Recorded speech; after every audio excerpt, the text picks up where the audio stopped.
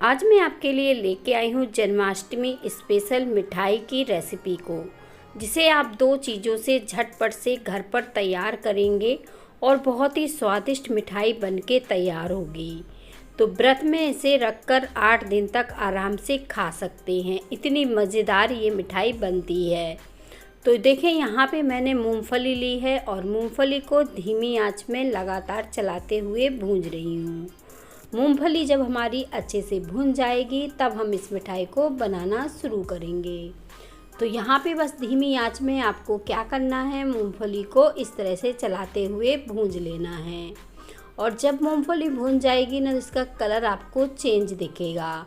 फिर भी आप चाहो तो इसे एक बार चेक भी कर सकते हो कि मूंगफली हमारी भुन गई है कि नहीं। तो यहाँ पे मैं मूंगफली को देखें इस तरह से चला रही हूँ और इस तरह से चम्मच में निकाल के देख रही हूँ। मूंगफली अच्छे से भुन चुकी है। अब हम इसे निकाल लेते हैं।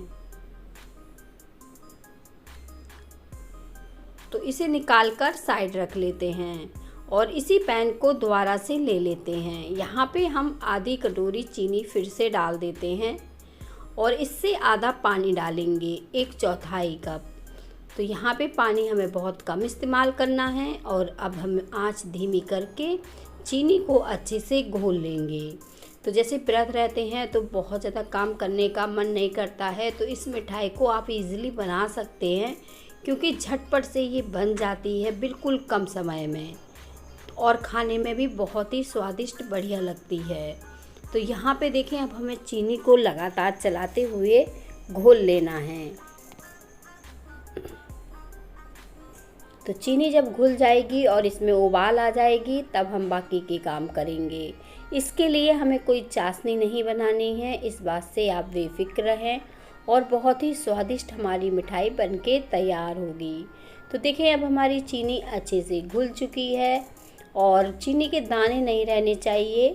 तो बस इस तरह से आप चेक कर लीजिए, चीनी के कोई दाने तो नहीं रह गए।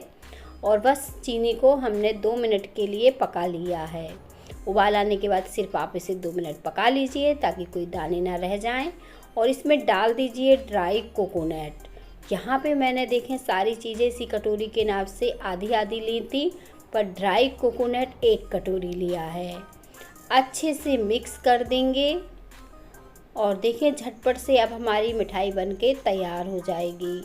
और जो मूंगफली हमने भूंज के रखी है, मैं इसे ऐसे ही डाल रही हूँ क्योंकि ये क्रिस्पी है, भुंजी हुई है। आप चाहें तो लाल वाला पार्ट छील कर मूंगफली को इसमें डाल सकते हैं, पर जैसे मैंने बताया कि मैंने आज छिलका नहीं उतारा है और इसी तरह से मिक्स कर दिया है क्योंकि इस तरह की मूंगफली भुंजी भी बहुत ही अच्छी लगती है।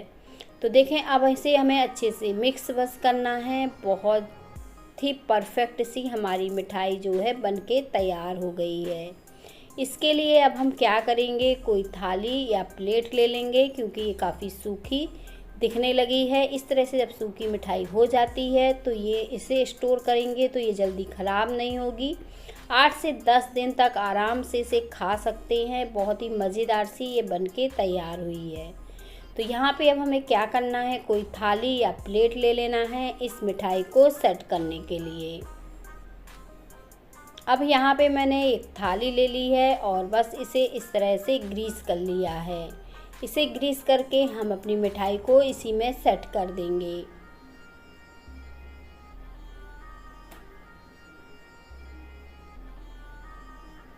अब हम इस मिश्रण को इसमें फैला देते हैं ताकि जो मिठाई है वो अच्छे से सेट हो जाए। तो चम्मच की सहायता से या कटोरी की सहायता से इसे दबा दबा के अच्छे से चिकना करेंगे। तो पहले इस तरह से सब निकाल लेंगे और इस तरह से आपको चम्मच से दबाना है। दबा दबा के इस तरह से सेट कर लेना है। अच्छे से ये सेट हो जाएगी, कोई दिक्कत नहीं होगी, कोई परेशानी नहीं होगी। ज़बरदस्त आपकी मिठाई बनके तैयार हो जाएगी। और देखिए, बस धीरे धीरे करके मैं इसे दबा दबा के सेट कर रही हूँ। तो बस इसे अच्छे से चिकना कर लेते हैं और फिर जब ठंडी हो जाएगी ना, मैं आपको काट के भी दिखा दूँगी। तो कम सामान में आप घर पर मिठाई बना पाओगे और इतनी ज़्यादा स्वादिष्ट और बढ़िया बना ले जाओगे। देखिए कितनी बढ़िया ये दिखने लगी है। अब हम इसे थोड़ी देर के लिए छोड़ देंगे ताकि ये अच्छे से सेट हो जाए। सेट होने के बाद हम इसे आपको काट के दिखाएंगे। जल्दी है तो फ्रिज में रख के भी सेट कर सकते हैं, पर उससे क्या होता है बाद में जो है मिठाइयाँ पानी सा छोड़ देती हैं, क्योंकि बारिश का समय चल रहा है।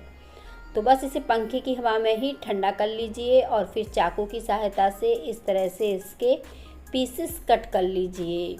इजली हमारी मिठाई बन गई है। उम्मीद करती हूँ कि आज की रेसिपी आप सबको अच्छी लगी होगी, क्योंकि बहुत ही सिंपल है और झटपट से बन जाती है, कम सामान में है। तो देखें अब हमने मिठाई को काट लिया है और बहुत ही अच्छे से ये कट के तैयार हो गई है। अब हम इसे निकाल लेंगे किसी प्लेट या थाली में। तो इसको पीसेस को इस तरह से हम धीरे धीरे करके निकाल लेते हैं। बहुत ही सॉफ्ट सी है और बहुत ही मज़ेदार है, एकदम परफेक्ट सी बनी है। मिलेंगे हम इसी तरह की छोटी सी रेसिपी के साथ।